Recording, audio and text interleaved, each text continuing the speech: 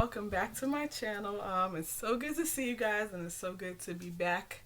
Um, it's been a while. I think the last video I did was the labor and delivery story. So we are back. A lot, well, not a lot has happened. A lot has happened in the world since then, but pretty much here, I've just been trying to manage a newborn and a 2-year old and keep my sanity and keep my house together. So I'm just gonna start with the postpartum and start with the healing process. When I pushed him out, I did get stitches. I healed a lot faster this time than I did in my first pregnancy. So I didn't have the tailbone pain because that I had the first time, and that made recovery really, really hard because sitting down was just as painful as standing up, and it was really, really hard to get up. This time, no tailbone pain at all. So I was able to just bounce back really quick. And in about 4 days, I want to say, I was up and moving around, trying to, clean up a little bit and just do a bunch of stuff I shouldn't have been doing, really. My parents came out as soon as the baby was born. They came out and they helped. They stayed for about a week.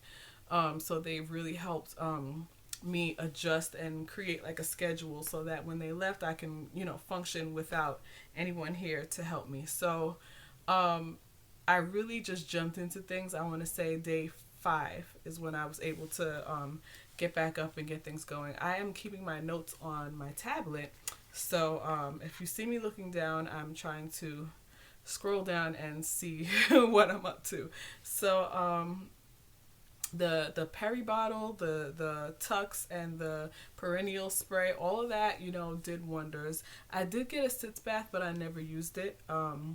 I got it to pretty much try it and see what it was about, but I never ended up using it. By the time I got home, it wasn't really necessary. So I think I was pretty good with just the Tux and the spray and the little water bottle. So yeah, recovery in that department wasn't so bad. What really was hard during the postpartum for me, which made me feel like I was gonna, and still to this day sometimes, but really made me feel like I was gonna lose my mind, was sleep deprivation. Like, I remember being sleep deprived with my daughter, but this is a whole new level of sleep deprivation. And I think it's because I have my 2-year-old now that I have to wake up in the mornings to make sure that, she's being fed or she's being taken care of properly or all that stuff. So it's like with her, when she was a baby, I would go to sleep whenever and wake up whenever because it was just her. There was no one else I had to really look after. And now with him, it's like I can't go to sleep, at 4 in the morning and just sleep in for the rest of the day with him. I have to wake up at 8 o'clock, 8 or 9 o'clock if I'm lucky, to make sure she's got breakfast and make sure, she's situated, and then spend time with her throughout the day so that she doesn't feel, deprived and neglected, because when I brought him home, let me tell you, homegirl was not with it, okay? And we talked about this. I told her there's a baby in mommy's belly. Come see baby. She was like, nope, I don't care about this baby, and I don't care what's happening with your belly. And so when I came home with him, I showed her, like, oh, look, baby girl, you got a baby brother. She gave him the side eye, and she just kept going. I mean, she didn't even want to turn her head to look at him. She cut her eyes, and then she kept going. And then after about 3 days, she kept coming around and seeing him like he's still here. And then day 3, she just could not take it anymore. My poor baby had a complete meltdown. I mean, she just fell on the floor and just was wailing to God. And I was just like, it broke my heart because I could tell she was really, really hurt by what was happening. And I think what really made it hard was that I couldn't pick her up. That was the hard part. I still spent time with her and I was there physically, but I wasn't picking her up like I always did and hugging her and playing with her in that way. And all she saw was me holding him and carrying him. And she's like, well, why aren't you carrying me? And that's really what made it hard for her to come around. And so I kept telling her, you know, mommy's a little hurt right now. I can't pick you up. Not that she even understood or cared about that, but I tried to, you know, explain it to her, you know, as best I could. And really, that's where I struggled because, you know, I know I'm not supposed to be lifting anything, but I'm like, I can't function without lifting my kids at some point. Like, I would try not to lift her, but certain things I had to put her in the high chair or to put her on the changing table. And I didn't do those things often. Like, I have a kids table for her where I'll just let her sit down and eat at that table. But if I'm not upstairs where that kid's table is and I'm downstairs in the kitchen, you know, where the high chair is, and it's less of a mess to clean up in the high chair, I'm just like, come here, child. And I'll put her in the high chair. And I know I'm not supposed to, and I would feel that gush of blood coming out. TMI, I'm sorry. But this is a postpartum video. I would feel that gush of blood, and I'm like, oh crap, I was not supposed to do that. You know, so it's just, that was the hard part. And I think I would have healed a lot faster if I wasn't lifting her here and there. So, even on the changing table, I don't always change her on this changing table, but when it's convenient and it's just like there's no other way right now and let me just do it, and she can climb up on this bed and then climb to the changing table, but of course when you need the child to do it, she doesn't want to do it. And that was part of the whole, I'm gonna be defiant because I don't know who this kid is. So it was just a process that we are just now recovering from. So she's good with him. She comes around him and she climbs in my lap, and she'll try it here and there. She'll come around him and see him, and then she'll like flop her arm back, like try to do it all, you know, oh, I'm just waving my arm, when really she's trying to smack him. And so I have to check her every now and again, like, no, we don't hit, and we don't, you know, do these things to your brother. And so she's definitely come a long way, but she's much better now.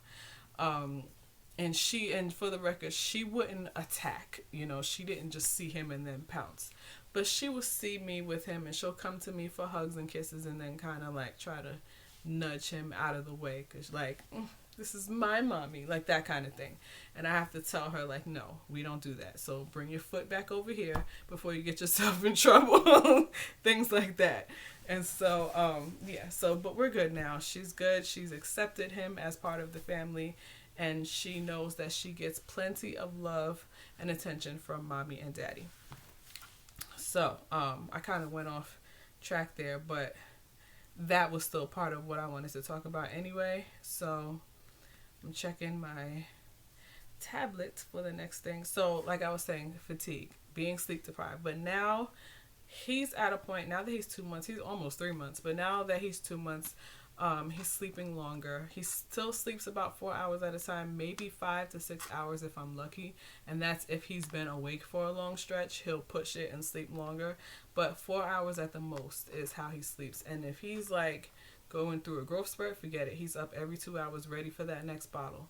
So every 4 hours I put him down, and I'm getting him to sleep in his crib now, which is over here. He's was sleeping in the bassinet, and then he was sleeping in my bed at night, because it was partially both of us. He wanted me to smell me and be close to me, and I was just too tired to keep getting up in the night to go all the way down the hall, not down the hall, but to go across the hall to his room to get him every 4 hours. I was just like, I can't do this. You got to be closer than that. And so the bassinet is where he was. And sometimes I'll put him in the bed with me, in the little bassinet thing that goes in the bed. But other than that, he's learning now to adjust to his crib. So I put him in here during the day, and my goal is to get him to put him down in here while he's awake and allow himself to fall asleep on his own. And he has done it a couple of times. So he's getting better. He's not fully there yet, but we're working on sleep training early, because I waited with London, and she didn't go to sleep through the night in her own room until she was 1. It was a whole year of waking up in the night to give her a bottle, and her sleeping in the bassinet or sleeping in the bed with me. And I was just like, I cannot do this again. Now, for her, she only got that far because we were moving, and it was a whole big process adjusting to these different places that we were kind of bouncing around until we settled in this house. And so it was an adjustment for her, and I had to, I had to understand that. And I couldn't force her to sleep in a room that wasn't going to be her room for too long anyway. She just was not ready for that. So once we got here and we settled in, I was like, girl, you're going to sleep training starts today. And so it took about 3 days, and she started sleeping in her room by herself, and now you can't get her out of there. She loves her room, and she loves her bed. She does not sleep in a crib. I took the front part of the crib off so that she can sleep, on the toddler bed. No. She came out of her toddler bed, because this used to be her room. She came out of the toddler crib bed and hopped right into the twin bed, and that's where she slept, and she loves sleeping in her twin bed. And it's not a problem for me. Easy transition. That's where she sleeps, in a huge twin bed, and she has the whole thing to go nuts. So, anyway. Yeah, so sleep deprivation was a big problem for me. But we're doing better now, and yeah, things are easier. We're more on a schedule now that he's more aware and can be content, without me having to just be staring at him in the eyes every second. So the next thing that was hard was breastfeeding. Breastfeeding. Okay, so the milk came in late, so he lost a lot of weight, and so there was a lot of frustration there. When the milk finally did come in, he latched on, but he was I had to start him on formula because he lost so much weight and my milk still hadn't come in and he needed to eat. So I gave him formula for I think he was on formula for a day, and then the next day my milk came in. But all it took was that day, and he was looking at my nipple like, what is this? And the milk is not coming out fast enough. And it was a real struggle to get him to want to drink from me after that. And he was latching on. You can hear him gulping. The milk is coming out. The milk was pretty much squirting out before he can even latch onto it. It was ready to go. But he just was like, no. And so even now I pump because the battle with him, and he is way more I don't want to say aggressive, but he's way more headstrong than my daughter was. He's got that personality. Listen, it's what I say it is, and he means it. Even his cries, when you hear him cry, you're like, whoa, he is telling you off. He's just got this strong personality. And so yeah, he's just not with the whole breastfeeding thing.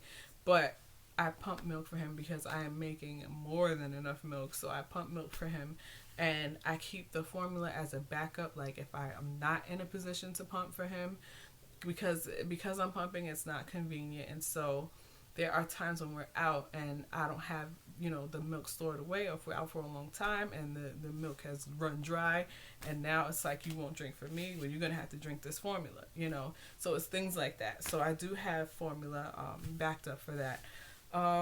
What else?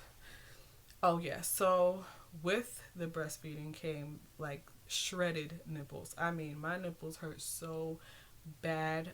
Oh my goodness. It was just I don't know if I can keep this up. They hurt so bad, but I powered through it. And I later on realized that the reason why it was hurting so much is because my boobs were engorged, and it wasn't so much my breast that hurt when it was engorged, it was the nipple that hurt. And that's just for me. I don't know if that's for everyone else, but that's how it was for me. So when I started pumping more often, then the pain went away. But I didn't learn that that's what it was until later, until I want to say right before he hit the 2-month mark. So for a month, it was just oh my God, I can't do this. So now we're good. I think I have to pump now. If you start seeing circles, it's what it is. I don't think you're going to see it with this shirt though. But yeah, so cramping while I was breastfeeding, that was really hard. I didn't use any of the herbal stuff that everyone was talking about. I just powered through it. Actually, I had a lot of Motrin. The doctor gave me ibuprofen for when I left for the pain with the stitches and all of that. and he gave me a prescription to take home, and I just used that. And so that helped with everything. That helped with the stitches, that helped with the nipple pain, that helped with the cramping. It kind of covered all bases, and so I just used that. But the pain was pretty bad. Yeah, the uterus shrinking back. Even now I still get it, and it's crazy. My uterus has been back to its normal size, but it's still cramped here and there. The last thing I want to talk about with the postpartum is you absolutely have to find time for yourself. If you don't find time for yourself, and you're sleep deprived, and your nipples are shredded up, and you have to take care of a 2-year-old, like, you are going to go crazy. That's when you hear about people shaking their babies and all that stuff. Like, if you don't find the time for you, for your mental health and sanity, that's how you get into that dangerous place where you can harm yourself or your kids and stuff like that. So what I do for myself, what I had to do to because it was hard to even find ways to take care of me, because there was literally no time. So I'm like, what can I even do? I have no time for me. Like, it's easier said than done.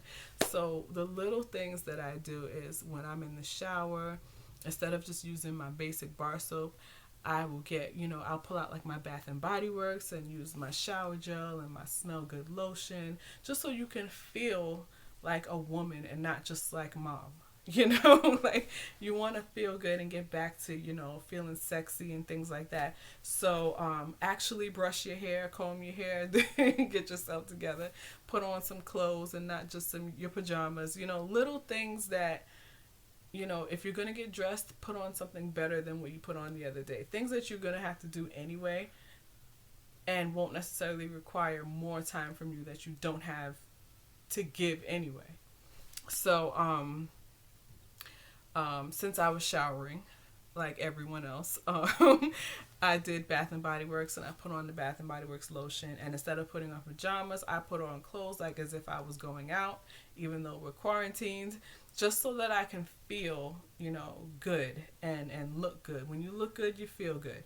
So, yeah. And then when I did eventually get some time, I painted my toes. I don't usually paint my fingernails because it never lasts. I don't do manicures. They don't last. And so I paint my toes. What else?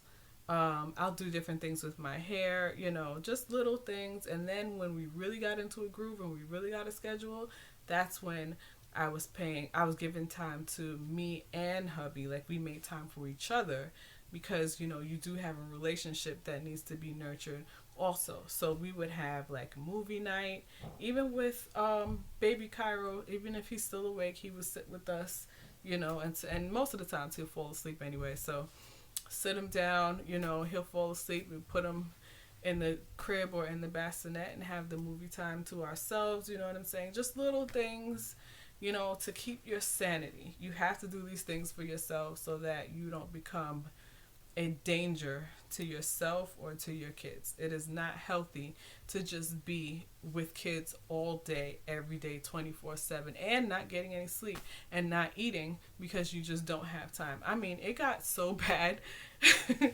I had to run I'm literally holding him to go to the bathroom. One hand, pulled everything down, used the bathroom, everything with one hand, got him in the other arm. Like, it's insane. You know what I'm saying? And I get it. You know what I'm saying? You have to do what you have to do in the beginning. You make it work, but you have to make steps towards getting back to normal. You can't stay like that, because it is just not healthy. So that was my postpartum journey. We are good. We're quarantined, so just like everyone else, not much else is happening. We just been Netflix and chilling, watching all types of kids stuff, trying to teach baby girls some new things while holding, the little one, pass them off to daddy. Me and dad do a good job swapping off, taking turns with things, and we've definitely gotten into a groove, so things are good here. We hope you guys are staying safe, staying protected. Stay inside, please, for the love of God. People, stop trying to go out and just do silly things. I have heard so many stories of people going outside for nothing.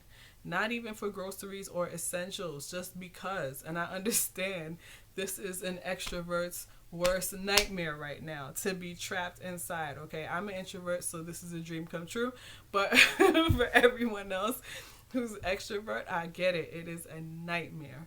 It's either stay in and stay protected, or go out and risk your life and the life of your family, and we don't want to do that. So it was nice chatting with you guys, and hopefully we'll see you again in another week or two, and we'll talk to you then. Bye. That's a good baby. Yeah. How you doing? Oh my goodness. Oh my goodness. Look at that baby yawn. Look at that baby yawn. Hi. Hi, Papa. How you doing? How you doing, Papa? How you doing, Papa? Good? Yeah, talk to Mommy. Talk to Mommy. Tell Mommy everything. Oh my word.